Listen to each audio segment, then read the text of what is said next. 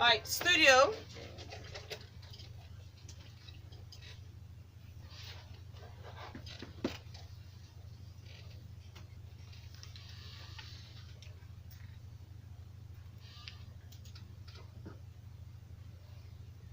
Good morning, Lagos. Welcome to the smoothest start on Lagos Radio. You're listening to Smooth 19.1 with Ayo. And Kayode. Good morning, guys. And of Good course, morning, we're going to be Lagos. talking about freshly pressed this morning. Of course, we're on freshly pressed this morning.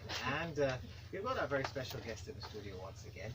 We've got Ikemesit Effiong at JOHESU. Good morning. Good morning. Good morning, Ikemesit. Morning, Ayo.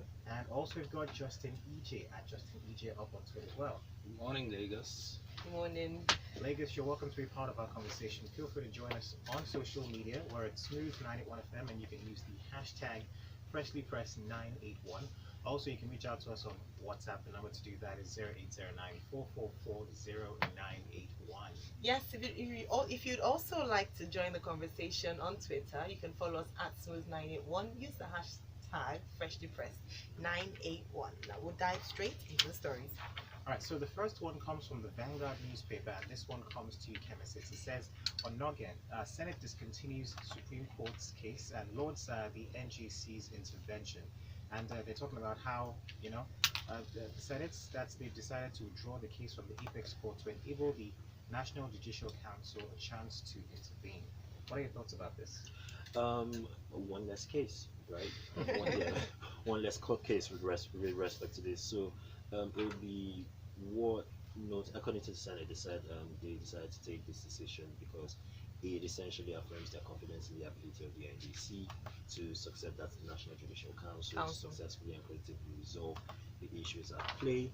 You'd remember that last week, Monday, the Senate had approached the Supreme Court to seek a constitutional interpretation over the suspension of the Chief Justice of Nigeria by the President and his replacement by Justice Ibrahim Mohammed, following the filing of that case. So the interesting bit about this case from sort of a political perspective was that if you recall, at the height of the suspension drama, just after the suspension happened, lawmakers said they were going to reconvene. Yes, they were going to reconvene in order to discuss the matters at play, but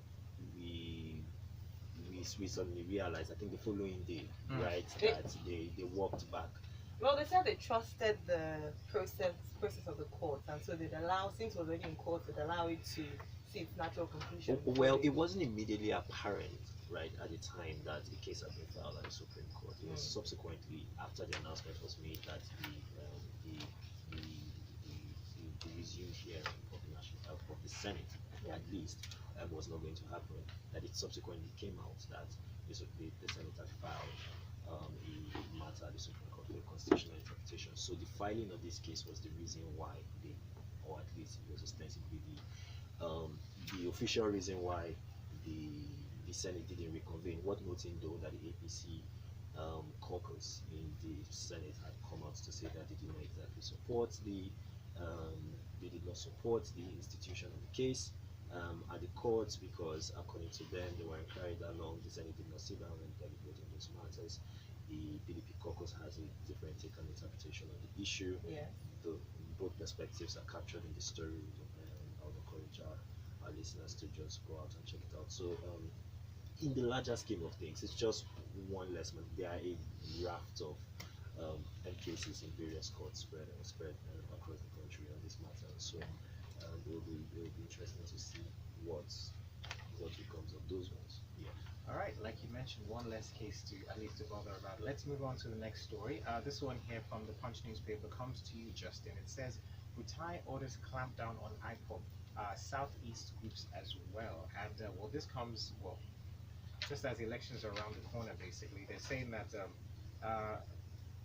he's ordering that, the story says the Chief of Army Staff to Buratai on Monday said the indigenous people of Biafra and splinter groups in the southeast were threatening to disrupt the 2019 general elections. So there's a clampdown talk on that group.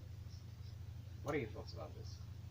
First and foremost, I will say Igbo Queen. Igbo Queen. Igbo people, listen and listen up. Enough blood has been spilled in the east. Yeah. I don't think it's worth aggravating the situation anymore. I think Mr. Buratai is very clear on the directive that he's giving to the military. Sorry, Lieutenant General Buratai is very clear on the directives that he's giving to the men in uniform. Yeah. And we know that when the python dances, people die. So under whatever guise, splinter group, IPOB, Igbo people need to take dressing and save the lives of our young men and children. Well, this specific let's not pretend that you know when the python dances in the east, nobody is innocent, right? To be more specific, I would say that the cowardice of the gentleman called Nnamdi Kanu. Oh, well, that's in my opinion, he's a coward.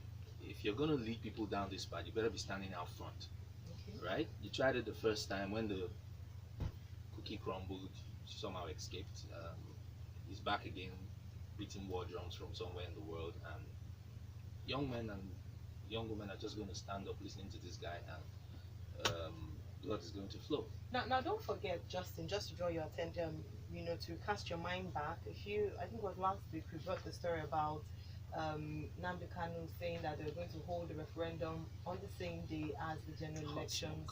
Blowing hot smoke. Where is he at holding the referendum from? From the UK, from Israel, God knows where. I don't know. But the important thing here is, based on what Lieutenant General Buratai has said, the splinter groups and IPOB, their excesses must therefore be clamped down on immediately. He's empowered his men, he's giving them marching orders. We don't want this blood flowing, so people need to just behave. All right, now just a few, he said that the military had provided 250 motorcycles and 147 vehicles. Of course, in normal times, Justin and Ikemesit, when you have an election, you don't have to see military presence on our streets. Unfortunately, the police, that's the... Unfortunately, we're not in normal crime. On so many fronts. Because, I hear things like, obviously, 250 motorcycles, 147 vehicles. It's almost like we're going to war without a war happening. And I do understand that these assurances help to, make people feel safer. From the southeast, they feel like they've been at war. They feel like occupied people.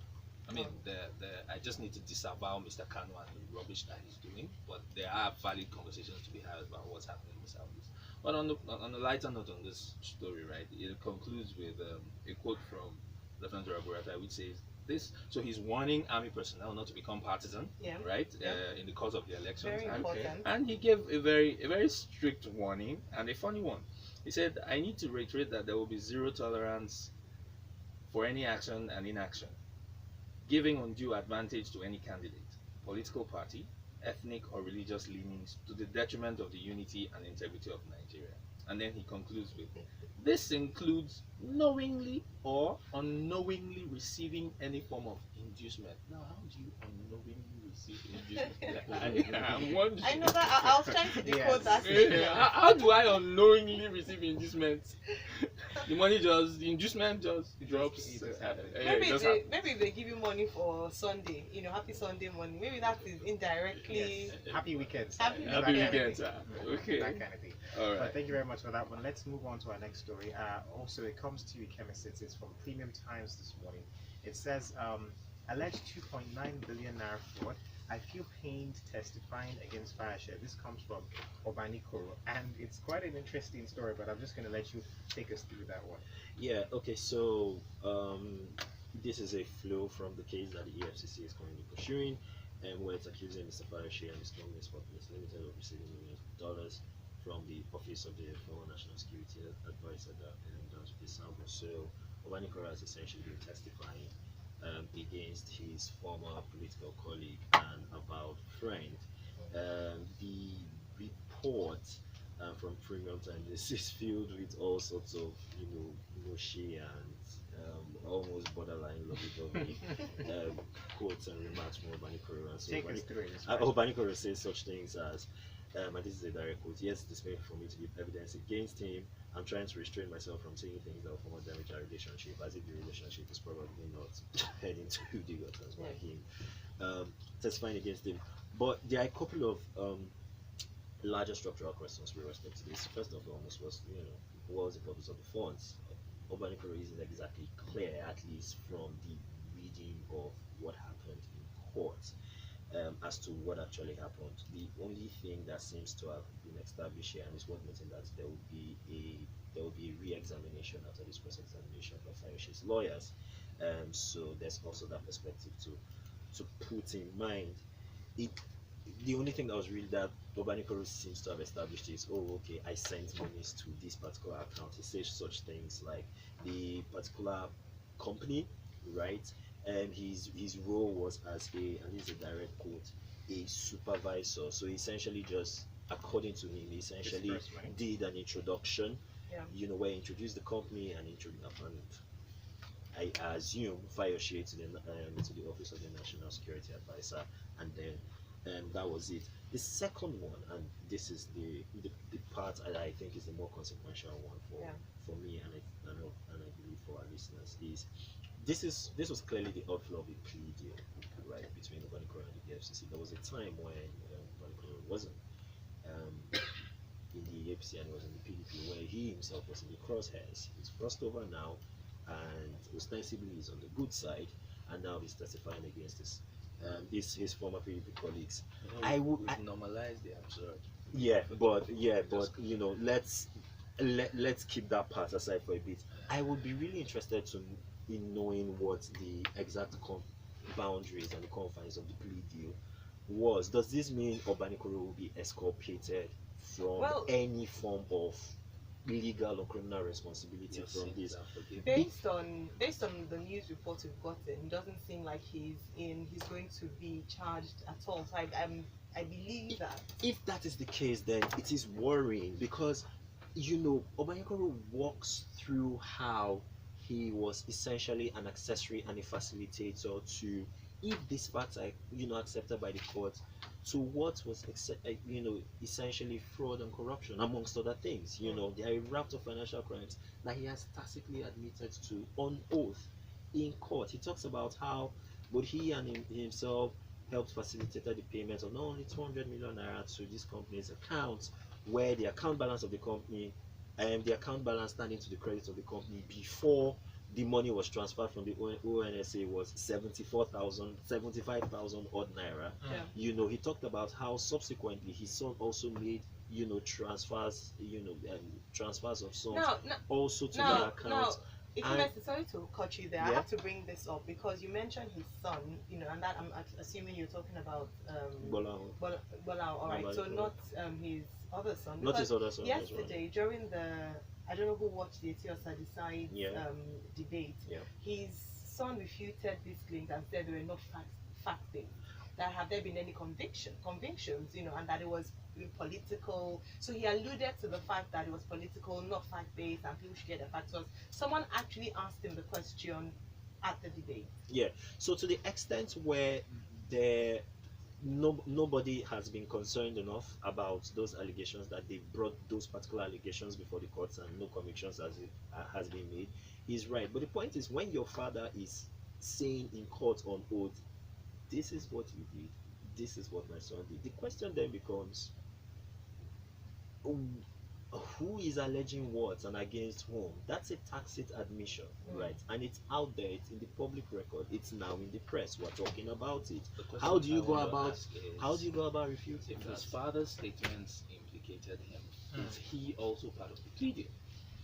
Because I understand his father making confessional statements on the basis of, listen, I have a plea deal. Yes, but if you're making statements, right, that implicate members of your family, are they also covered under the umbrella? No. Plea deals are specific to the person himself who is involved. Each individual is recognized under law as possessing a separate legal personality. So they are judged on, if you're an adult, you're judged on your own merit. All right, let me take this comment from our WhatsApp platform, also from Twitter as well. Don't forget, you can use the hashtag FreshlyPressed981. You can also send messages to 0809 4440981. We have a few messages here. We try to take as many as possible.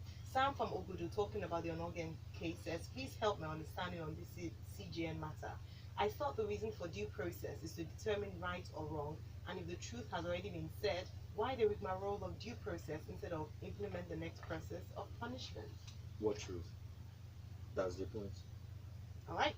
Moving on very swiftly, Obanikoro is a saint, so conviction for the saints under Oshiomhole supervised church. That is according to Philip Duru. Also, Yinka says, how do you unknowingly collect an inducement? Answer: it is possible if an army officer is thirsty and me as a party agent buy you pure water and even add puff puff. That's inducement 101. Since we have refused to have sense, then please don't blame the army for giving such orders on IPOB and others. Kanu called for censors in his region and he won't be counted or will be counted from God knows where. Strange, and that's coming in from Yinka. Right, let's move on to our next story, and well, this one comes back to you, Justin. It says here, my withdrawal from race not Ayo conceived, says Ezekwesili. Now, presidential candidate of the Allied Congress Party, that's Dr. Ezekwesili, yesterday explained that her withdrawal from the race was not ill-conceived, and it goes further to talk about different reasons to why she decided to step down out of the race. But basically, what are your thoughts about this? Well, we all received that news. I think it was last week. Yes, Lord. Yeah, that she suddenly announced her withdrawal from the race, and INEC quickly pointed out that, well, technically you're still in the race. Too late. To turn back then. Yeah. So, but Auntie Obi is saying that she's making some clarifications in this article, because in the wake of her withdrawal, people from her party started slinging mud, as it were. Talking about campaign funds, and talking about she's angling for a ministerial position, and the woman is saying to everyone, listen, without saying too much, there were reasons for her withdrawal, and it was a sacrifice, and she's alluding to the fact that there's a consensus candidate in the making, and that she will throw her weight behind whoever that candidate Which hasn't emerged. Yes. But I think what's most important here is she's reminding people of her pedigree. Listen, I've been a minister, I've turned down ministerial jobs before, and why would I be negotiating for a ministerial position at this point in time? And I took a 90% pay cut in order to serve the country before. So all this talk about diverting campaign funds is certainly not true, and that's the essence of what she's saying. My thoughts are to the voting public. In my opinion, it is time for us to look entirely at a new breed. It's time for us to stop drinking from the poison chalice and recycled material again. Make of that what you will. Thank you. Okay, but this consensus candidate that she's talking about, though, it's 12 days to the elections already. So, I mean, if you ask me, who I do. All right, let's move on to our next story. Let's move on real quick. This one here comes, it says here, Buhari swears a new ICPC chairman. Well, that comes back to you again. Justin. Yes. From the Premium Times this morning, and well, yeah. So basically, in the story, it also talks about how he wants to, takes further the fight against anti-corruption, and then also, this new person comes into light. Give us your thoughts about this. Well, let's start with saying congratulations to Mr. Bolaji Owason, who is taking over from Musa Abubakar, who is now the fourth substantive head of the commission since its inception in the year 2000. He was inaugurated along with board members as well, who will serve. He will serve a 5-year tenure, renewable once. The board members will serve 4-year tenures, also renewable once. So the article gives us a list of names, making sure to give us their states of origin in keeping with the almighty federal character principle. Hallowed that doesn't tradition. Have any character. In my opinion. Thank you. No, not said in your opinion under your breath. Please say it very loud and clear. In my opinion. Thank you. That's Justin speaking, by the way. We need to review the federal character principle. All right. Go on. Yes. So it basically gives us the names of all the other people who were sworn in. I think there's a 27-year-old in here somewhere. The one Yeah, Hanatu. Hanatu Mohammed from Jigawa State. Yeah. She's 27. I understand that she represents the youth on the board of the ICPC. So congratulations to Hannatu and to the youth. All right. So I mean, the Not Too Young to Wrong bill has definitely inspired or spiraled actions across, well, not just obviously in elections, but even in sitting in committees, in holding offices and appointments, which is good news. It's a good thing on the surface of it, but I tend to I be, yes, I agree with his facial expressions. I don't know what's behind it, but I agree with his facial expressions. Because one thing we must be wary of is tokenism. Yeah. And this is not a reflection on the people whose names we've mentioned, by the way. Okay. Speaking generally, we must be careful not to fall into the trap of tokenism. Oh, you guys want this A thing? young person, yeah. Okay, here you go. Pedigree is important. Competence is important. Track record is important, right? Yes, but who says because the person is young, they don't have all the things you've listed? It just So I'm not- means that you I'm guarantee speaking, that I'm you have a speaking young to person. the fact that we need to be mindful of that. Very true. Because us being us, it's very easy for us to lapse into find one crony's person and slot them in there and let's get on with it. Thank you, Justin, for accurately reading Agreeing my with facial your expression. High five. All right, okay. Yeah. Well, so if you want to look at their facial expressions, by the way, you can go on YouTube or Facebook live stream and follow Smooth 981, and you get to see your analysts and also get to participate beyond just hearing our voices. Moving on to our next story. This is from the Thisday newspaper. At 947 billion naira, Nigeria's non-oil revenue drops by 17%. Justin. Well, people need to read this article to understand what's being said. And by the way, this day, if you're listening, don't just dump all the stats in there. Yeah. Do some analytics. This is tough to read for the everyday person. But essentially, this story tells us that revenue as a whole, not just non-oil revenue, Okay. revenue as a whole has been on a downward trend. Okay, quarter by quarter, year-on-year comparisons have been made. So, and then when you compare budget estimates with actual collections or actual revenue, we are facing a decline. So, at a total of 946 billion, right? Yeah. For non-oil revenue budget estimates, we fell short by 500 billion naira because budget target was 1.4 trillion. That's a 17% drop, right, from the previous quarter. Okay. And the 500 billion shortfall from the budget estimate. Okay. On oil revenue itself, we also fell short, right, in spite of the fact that oil prices went up. So it's a story that tells you a sad tale of what's happening in the economy. A whole lot of segments of the economy are analyzed here, and But and that's the question. if I put up a trend chart, Yeah. they would all be pointing downwards to the right. Right. Okay. So Which So- Lagos is code for not good. So Justin, if you got from an expert point of view, what would be the reasons or the explanations for this downward trend? Could it be avoided, or is it just? So how does government generate revenue, Yeah, right? yeah. Let's start from there. So we've talked about non-oil, which includes all particularly the for the non-oil agri revenue? services sector, the financial sector, all of that. Aside from oil, then the government's main source of revenue is tax, right? Yes. So there's VAT, there's CIT, corporate tax, and all of that.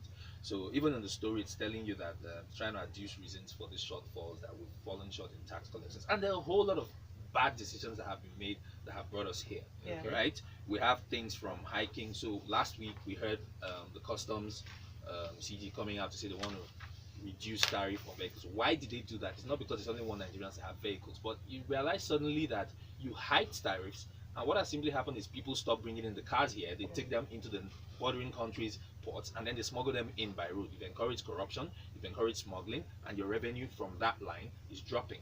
Okay, you've heard stories about some states in the country that actually share from the VAT generated revenues of the federal government, burning up truckloads of beer because they don't drink beer, but they don't reject the VAT revenue that the federal government earns. So all of those things, just to give a few examples, have contributed to a decline in tax revenues for the government. And that's how come we're here. All right, thank you very much. I'm sure if we had this tax debate and discussion, we would go on for even longer, but we have our time is, far spent, and we have to quickly run through the rest of our stories. Now, this is from Premium Times. An appeal court paves way for APC to contest elections in Rivers. Like we mentioned earlier on during the headline news, we talked about the fact that when the list of candidates were released for governorship, presidential, and other slots, it was discovered that the APC candidate in River State was not included, based on the fact that it was said that they hadn't conducted a primaries, in the state. Ikemesit. Yeah, essentially. So this was a political tussle between two factions of the APC in Rivers. A faction that was loyal to Magnus Abe, who's the serving senator from the state, Yeah. and the other one was loyal to the current Minister of Transportation, Amici. And the APC national leadership has been backing Amichi's faction naturally, because they all live and hang out in Abuja. And that particular faction produced the party's ostensible governorship candidate, Tonyeko, but the Magnus Abe faction was having none of it. And Magnus Abe is claiming to be the authentic governorship candidate, right? So the matters went to court, they filed counter lawsuits and all of that stuff, and because of that, INEC was like, we're not getting involved in this, so we're not going to put anybody for the APC. But now the Court of Appeal has ruled, right, that has granted actually a stay of execution on the judgment of the lower court, which essentially struck out the APC from the rule with respect to the gubernatorial contest, right, in the race. An appeal would definitely be made to the Supreme Court, by the other party, the Magnus, the Tonyeko faction is spinning this as a victory, but definitely the Magnus Abe faction will appeal to the Supreme Court. It will most likely not come up in time for in time for the election. So it's safe to say that Tonyeko will be the ostensible face of the APC with respect to that contest, because that's essentially the story. Thank you very much indeed for that. Yesterday it was on Twitter, on social media, he was celebrating that victory, and our eyes are still on that. Yeah. Also, we're noting a major political and security catastrophe has been averted by this happening. Brilliant. Thank you. We'll still see violence, but it won't be as bad. No, don't say that. We won't see violence. You don't want to see violence. You heard what Buratai has said. Alright, moving away from that. Okay. Alright. Strike. The Joint Health Sector Union yesterday issued a 7-day ultimatum to the federal government to meet its demand. Now, Josiah Biobelemoye, the national chairman of the union, said this at a rally organized by the union in collaboration with the Nigeria Labour Congress and Trade Union Congress. Of course, when an election is impending, you see a number of trade organizations coming together, because this is the time when they can hold the government by their, So you've already done the analysis. No, it is what it is. We've seen it with ASU. We're seeing it now with health union workers. Nupeng and Pengasan are, warming up their swords on the sidelines, as it were. And the point is, folks have now looked and seen that the NLC has scored an ostensible victory. I think it's a fiery victory with respect to the minimum wage, hike. We're looking at the decline in non-oil revenue. Where's the government going to fund that? But that's by the way. And ASU and JOHESU and all the other SUs are now looking at this and they're like, okay, let's try and get what we can get. All right, thank you very much for that, Ikemesit. All your messages were free. We can't take them. We're sorry about that. But this one, before we leave, this one from Felix Ayo says we should remember that Obanikoro was earlier charged by the EFCC and he pleaded guilty and entered into a plea bargain. This is Felix Ayo. And also we have messages from this one here real quick from Wale Idris says, I've lived in the East, Enugu to be precise, and traveled to a number of states, Anambra and Ebonyi. These states appear to be peaceful than Lagos, enough of this sensationalism, and that's Wale Idris. Okay, Lagos, tell you what, that's all we can take this morning, but thank you so much for being a part of our conversation. Thanks to our analysts at Judge Ike and also at Justin Ijeh. You can find them up on social media to take a conversation up with them. And I will still be here to lead you through the grapevine and also Lagos Talk, so please stay close. Let's go see.